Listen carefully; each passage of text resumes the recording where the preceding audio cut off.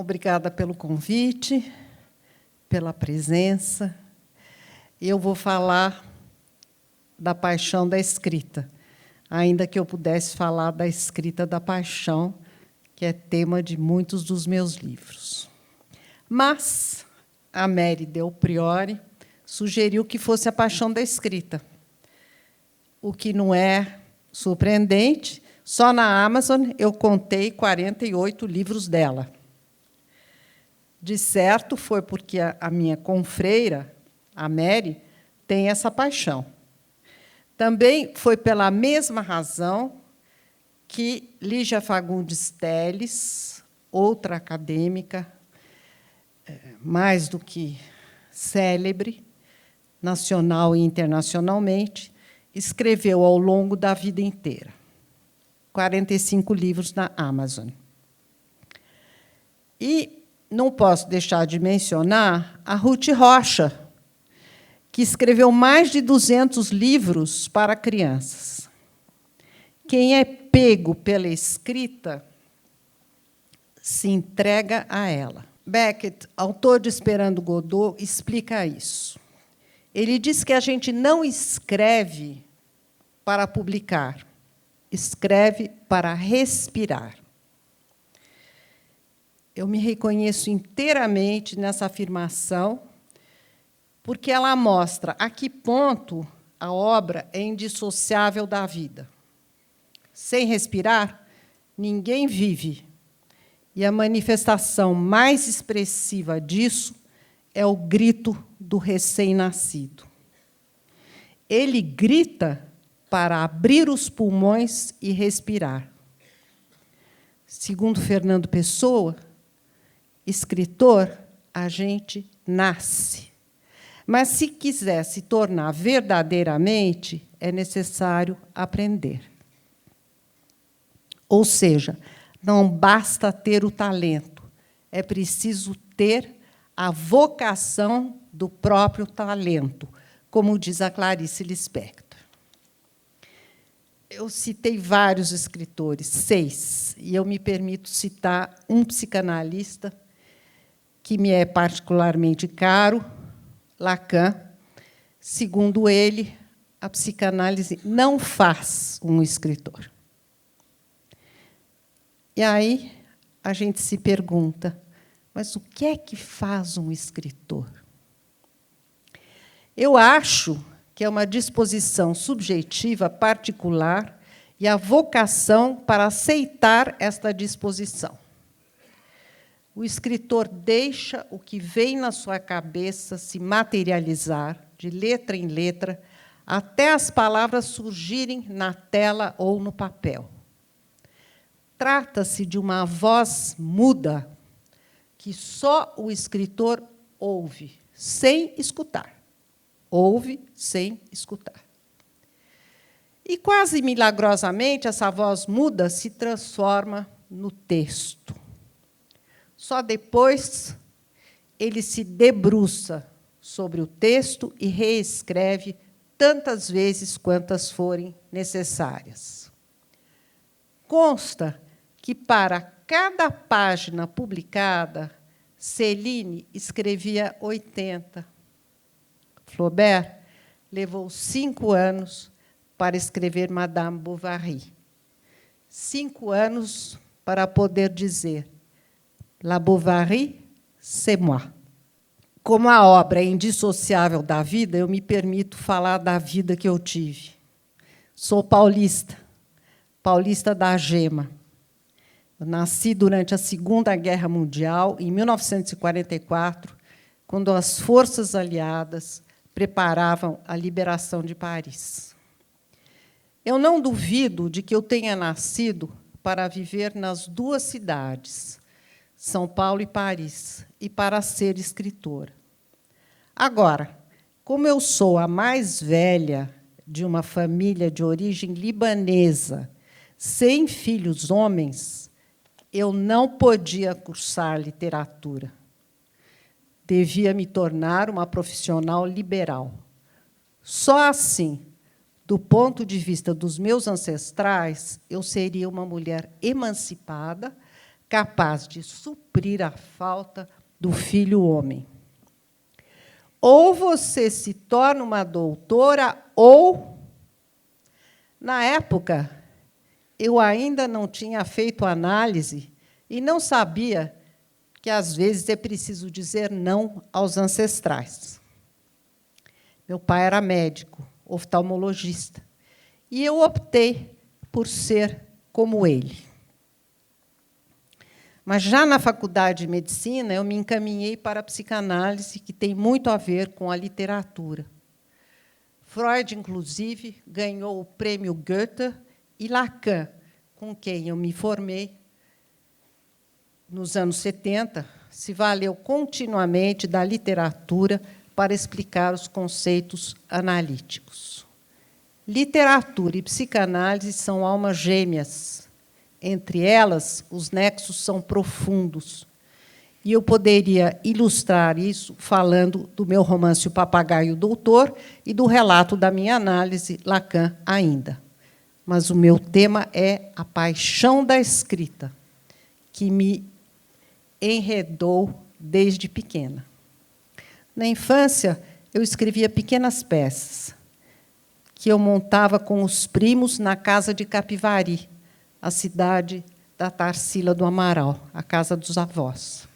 Os figurinos nós fazíamos com as plantas do jardim. E o tempo da preparação era tão importante quanto o da apresentação. A escrita, no meu caso, é vital. A cada vez que a coisa pega, eu escrevo e me desvencilho do impacto da realidade, como um boxeador que evita o soco jogando o corpo para o lado. A escrita me transporta do lugar onde eu estou para o lugar onde eu desejo estar, e, graças à distância, eu enxergo melhor a realidade. Por outro lado, fico conectada comigo mesma e faço pequenas descobertas, entre elas o que eu realmente desejo. O tempo do relógio deixa de existir, e o resultado são muitos livros e artigos que eu escrevi. Eu vou falar de alguns deles. O primeiro, datado de 50 anos atrás, foi O Jogo do Esconderijo.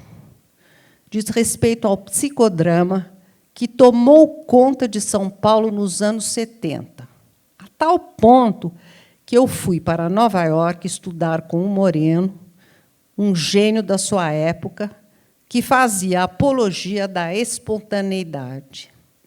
Moreno desejava que as crianças largassem do brinquedo comprado e dramatizassem as histórias que ele contava nos jardins de Viena. O psicodrama se originou nessa experiência e Moreno depois fundou o Teatro da Espontaneidade, no qual as cenas são criadas sem roteiro e sem preparação prévia. Trabalhei com ele em Nova York, nesse teatro. Depois do Jogo do Esconderijo, eu escrevi Manhas do Poder, que reúne ensaios sobre a estratégia de que o poder se vale para se impor. São ensaios escritos a partir de experiências em centros de umbanda e no culto dos ancestrais na Bahia. Eu escrevi esse livro durante o período em que eu fazia a minha formação com Lacan para me aprofundar na cultura brasileira. Na tradição de Mário de Andrade, meu ancestral literário paulista, eu me tornei uma turista aprendiz e, sempre que podia, viajava pelo país. Descobri a importância da memória na cultura negra. Ela faz toda a diferença. Gilberto Freire, que eu fui conhecer no Recife, dizia ter aprendido latim na escola, o francês com a mãe e o Brasil com Isabel, babá negra. Meu primeiro texto de ficção O Sexo Furo foi escrito em 1977, quando a análise com Lacan estava terminando, e eu ia voltar para o Brasil, o país que eu havia largado por causa da ditadura militar e do machismo. O título é construído com a palavra sexo e a palavra furo. Trata-se de um neologismo na tradição de Mário e Oswald de Andrade, que celebrou o neologismo e a contribuição milionária de todos os erros. Citação de Oswald. O Sexo Furo se origina no drama de um casamento impossível e focaliza uma mulher que procura uma outra saída para si. O livro está hoje na trilogia do amor, editado pela Record. A ficção, portanto, irrompeu na minha vida para que eu conseguisse respirar ao me separar de Lacan e recomeçasse a vida no Brasil, ensinando psicanálise e clinicando. Em 1983, a pedido da Brasiliense, eu escrevi um ensaio chamado O que é o Amor? Quando o livro saiu, a Folha deu a primeira página da Ilustrada com uma foto minha de 4 colunas. O título era As Metamorfoses Amorosas de Beth Milan. E a matéria foi ilustrada com 2 imagens inesquecíveis. A de um livro atravessado por uma faca, sangrando, e a de um homem abrindo a braguilha. São imagens que remetem ao estupro e ao feminicídio. Mais páginas foram escritas na imprensa sobre o que é o amor do que as páginas que eu mesma havia escrito. A reação da Folha foi desencadeada pela minha crítica ao machismo nos anos 80. Porque ele é contrário ao amor que não existe sem a liberdade feminina. O machismo faz da mulher um objeto e está na origem do feminicídio. Trata-se, na verdade, de uma doutrina. Oportunamente, eu vou falar sobre isso. A matéria da Folha só não me levou a desistir da escrita porque a escrita não desistiu de mim. Em 1987, saiu Os Bastidores do Carnaval. O livro é o produto de uma pesquisa que eu fiz nas escolas de samba do Rio de Janeiro, onde eu havia fundado o Colégio Freudiano e fazia seminários regularmente. Nessa época, eu tive o privilégio de encontrar Joãozinho 30, o maior dos nossos carnavalescos, de quem eu me tornei interlocutora. Como os impressionistas, cuja arte não imitava a realidade, mas a retratava com contornos imprecisos, Joãozinho não obedecia o imperativo da verossimilhança. Deixava o imaginário se expressar o mais livremente possível. Baudelaire considerava que a imaginação é a rainha das faculdades e, mais ainda, a rainha do verdadeiro. Disse preferir os monstros da sua fantasia à trivialidade concreta. Joãozinho podia ter dito a mesma coisa, e daí também a sua originalidade. Para dar vazão ao seu imaginário, ele se valia do que estava ao alcance da mão. Uma bacia amassada, uma boia de plástico se transformava numa escultura. Não era o material que importava, nem as funções originais do objeto, mas a transformação do mesmo em algo novo e original. Isso explica por que ele disse que o luxo do carnaval não é o do dinheiro, mas o da criatividade. Eu cito João. O segredo é fazer flores com sucata, cujo destino natural seria o lixo. Tratava-se de um procedimento análogo ao da criança, que não precisa de brinquedos para brincar, e muito menos de iPhone. Serve-se de qualquer objeto. Uma cabana, ela constrói com 2 cadeiras e um cobertor. Uma cama, com algumas almofadas. Um prédio, empilhando caixas. A cultura da criança é a do brincar, que Joãozinho foi o primeiro a valorizar, dizendo que a nossa cultura é a que flui através da brincadeira. Os recursos e os efeitos da cultura do brincar são muitos, e o Brasil pode se valer dela para defender a democracia. A exemplo disso, as manifestações recentes, sobre as quais nós todos lembramos. Joãozinho sabia que o Brasil tem uma contracultura de massa. É o único país que tem isso. E essa contracultura de massa é um recurso civilizatório. Dediquei a ele os bastidores do Carnaval. Dessa vez, a imprensa recebeu o livro de braços abertos. O Jornal da Tarde publicou uma matéria de 2 páginas, dando ênfase à ideia de que, através do Carnaval, nós rememoramos a nossa história e o Brasil se reinventa todo ano. Também deu destaque às ideias de Joãozinho, que era tão capaz de produzir a festa quanto de falar sobre ela com pertinência. Entre 1987 e 91 não saiu livro algum, mas não porque eu não estivesse escrevendo. Com 45 anos, em 1985, por razões familiares, eu tive que voltar para a França, e, para respirar, eu precisava existir na língua portuguesa. Na França, só a escrita me propiciava isso. Comecei, então, o meu romance mais significativo, O Papagaio Doutor, inspirado na análise com Lacan. Seriema, a heroína que foi analisada do doutor, rememora a análise e o passado dos seus ancestrais imigrantes.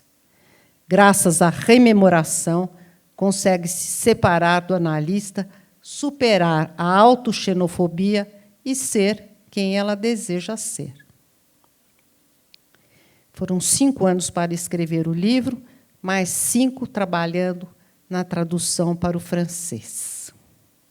2 décadas depois, o romance foi adaptado em Nova York para o cinema por Richard Leeds.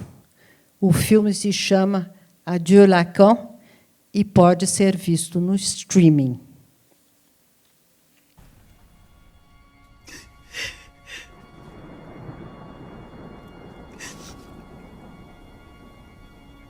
With him, at least I had the illusion of love. I thought he loved me. And my happiness was as clear as day.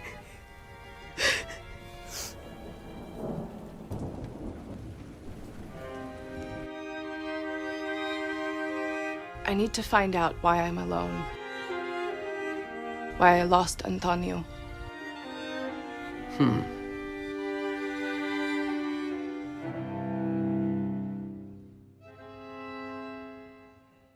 Love.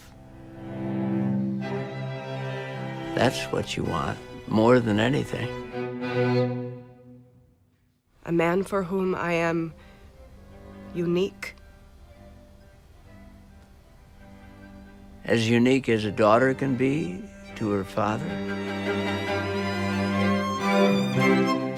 It isn't written anywhere that you have to have the answer for everything, to know everything.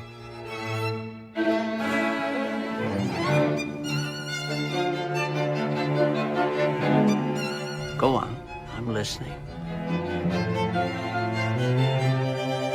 Talk.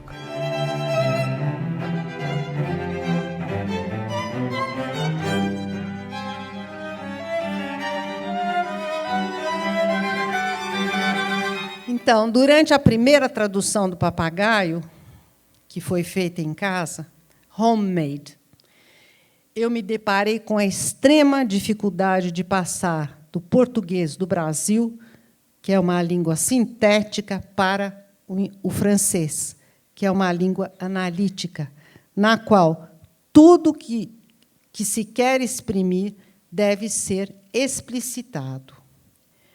Isso me levou a comparar o francês a um espartilho e a desejar, como nunca, a liberdade de escrever na língua natal. A tradução me deixava em falta do meu idioma e em falta de mim mesma. Consequentemente, uma personagem, Lia, surgiu no meu imaginário, falando português e expressando livremente as suas fantasias eróticas. Escrevi, me deleitando, a paixão de Lia, que existe na trilogia do amor. Existe hoje na trilogia do amor. Para compensar a falta do amado, Lia se deixa levar pela imaginação.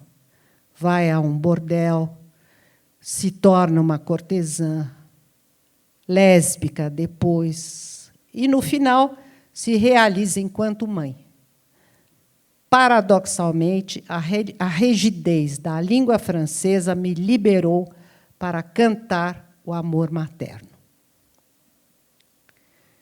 Foi depois disso, em 1996, que eu escrevi Paris Não Acaba Nunca.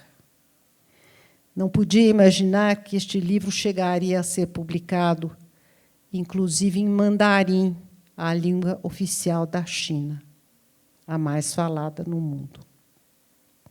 Sei que todos vocês gostam de Paris, e por isso eu me permito ler o finalzinho do livro. Do alto da Notre-Dame, quem se volta para a ilha São Luís e baixa os olhos, deleita-se vendo de cima o jardim à francesa da catedral, as aleias retas de árvores como quadrados, geometricamente cortadas. Virando um pouco a cabeça para a esquerda, vê o Sena, que se abre e envolve a ilha. Poderá ouvir a voz de Piaf cantando: "O céu de Paris ama a ilha São Luís." Ou, nas imediações de Notre-Dame, tem concerto para tudo. Olhando mais e percebendo que Paris é feita da cor da pedra, do cinza e da cor verde garapa do rio, a gente se diz que a cidade talvez seja assim, para que o imaginário possa se liberar e a cor explodir. Fazer um Renoir pintar, um Manet, um Monet. No alto da torre, ao som de Edith Piaf, da rudeza sublime da voz, a gente só lamenta não estar ainda na Terra para ver o mesmo cenário no fim do ano 3000. O século XXI começou para mim com a publicação de um novo romance, O Clarão, inspirado por Carlito Maia, que lançou Lula e Roberto Carlos. Com o livro, eu lancei um movimento chamado Amizade no Terceiro Milênio. Acreditava, era jovem, que ele teria um grande impacto no Brasil, onde não é a relação de amizade, mas de cumplicidade que prevalece, dando sustentação ao crime. Havia no projeto uma exposição de frases sobre a amizade, e eu quero evocar aqui uma delas. O amigo ganha perdendo tempo com o amigo. A exposição foi feita pela DPZ, graças a um membro memorável da Academia Paulista de Letras, Roberto Dualib. Depois do Clarão, aconteceu Consolação. O romance também tem a ver com a perda e se passa em São Paulo, onde, para se consolar da morte do marido, a heroína conversa com os mortos no cemitério da Consolação e entre eles Mário de Andrade. Procuro sempre estilizar a oralidade na tradição de Mário, para quem era importante atrelar a língua escrita à língua oral.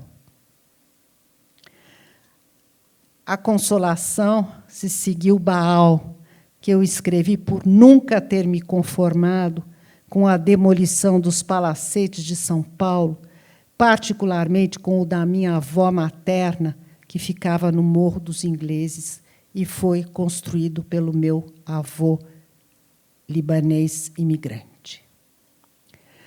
Como O Papagaio e o Doutor, o romance trata da diáspora e da xenofobia de que o imigrante é vítima.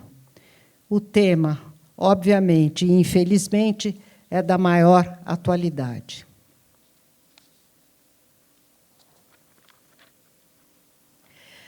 Como a morte é inevitável, em 2020 eu perdi minha mãe com 102 anos. Dona Rosa inspirou o filme, cujo nome é Dona Rosa, feito pelo meu filho, Matias Manjan, que se debruçou sobre a história da avó e ganhou o prêmio de melhor direção de curta-metragem.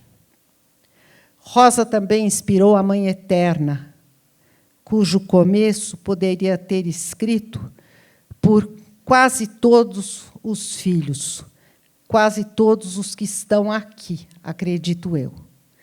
Então, eu cito esse comecinho.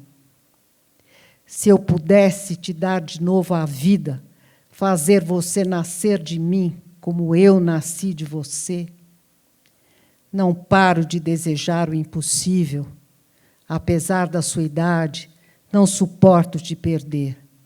Eu, que sei do fim de tudo, não me conformo com o seu fim. Antes de me despedir, agradecendo pela escuta, eu quero acrescentar que a paixão da escrita me trouxe muitos amigos. Gente que ganha tempo perdendo tempo comigo. Me trouxe saúde, porque com a escrita eu não parei de respirar. E, last but not least, me trouxe uma certa clareza. Para enxergar a realidade, é preciso se distanciar dela. Obrigada.